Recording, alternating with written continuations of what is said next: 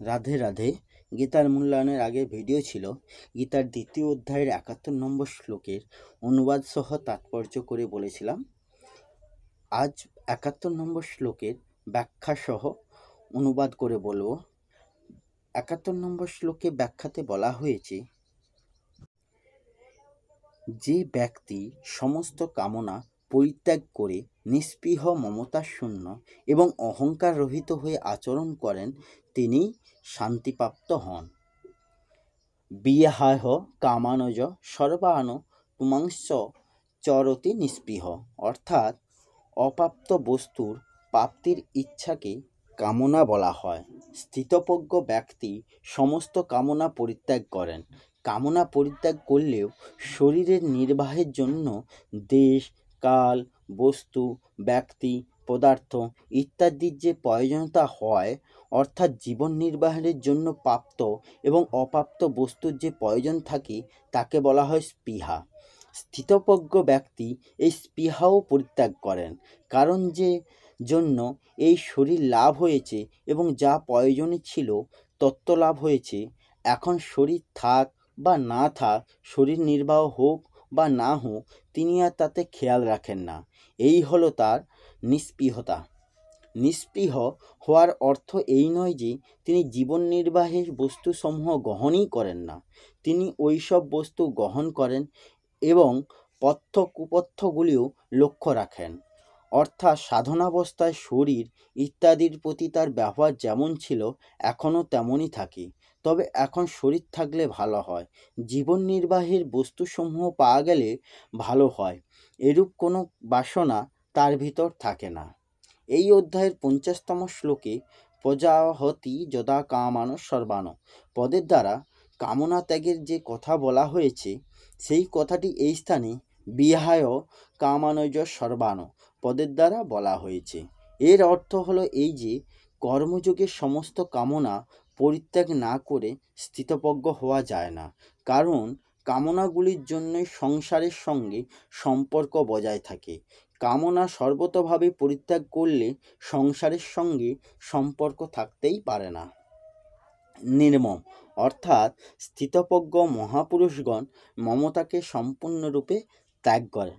মানুষ যেসব বস্তুকে নিজের বলে মনে করে তা প্রকৃতপক্ষে নিজের নয়, তা কেবল জগৎ সংসার থেকে প্রাপ্ত হয়েছে। প্রাপ্ত বস্তুসমূহকে নিজের বলে মনে করা ভুল।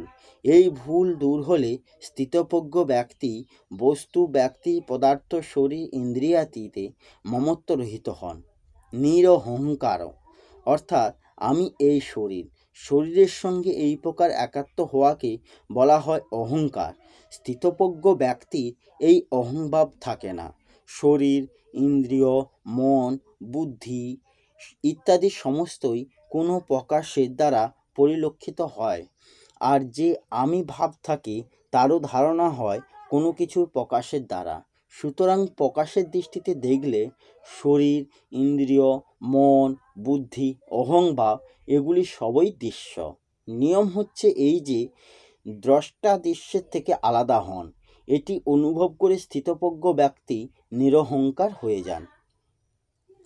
স শান্তিমধি গচ্ছতি, অর্থাৎ স্থিতপ্রজ্ঞ ব্যক্তি শান্তি লাভ করেন।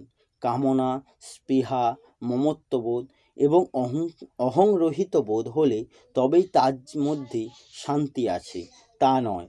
প্রকৃতপক্ষে শান্তি মানুষ মাত্রেই সদা বিরাজমান।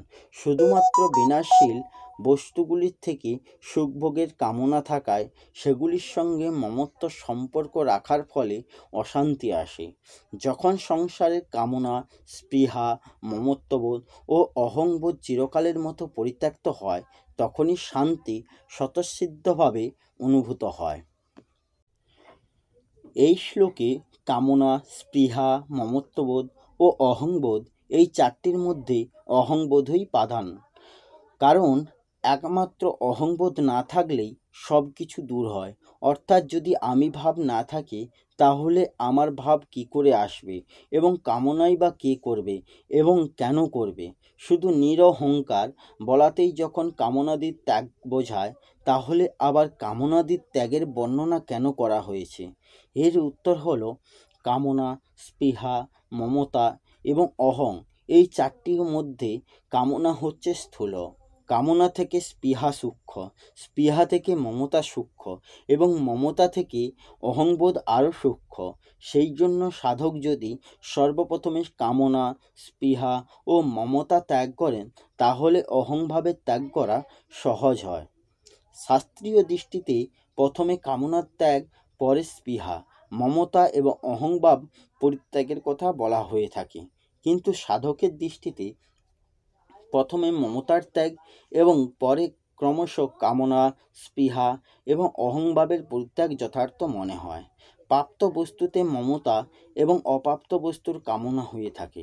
সর্বপ্রথমে মমতাকে ত্যাগ করা সহজ। সর্বাগ্রে মমতার দ্বারা অর্থাৎ প্রাপ্ত বস্তুতে আসক্তি করে মানুষ আবদ্ধ হয়। অতএব মমতাকে ত্যাগ করলে নিষ্কাম হওয়ার সামর্থ্য আসে। কামনার ত্যাগ করলে নিস্পৃহ হওয়ার সামর্থ্য লাভ হয় এবং স্পৃহা ত্যাগ করলে অহং ভাব ত্যাগ করার সামর্থ্য আসে। শাস্ত্রীয় প্রক্রিয়া অনুসরণ করলে মানুষ পাণ্ডিত্য অর্জন করে, কিন্তু সাধকের পদ্ধতি অনুসরণ করলে মানুষের তত্ত্বের অনুভূতি হয়।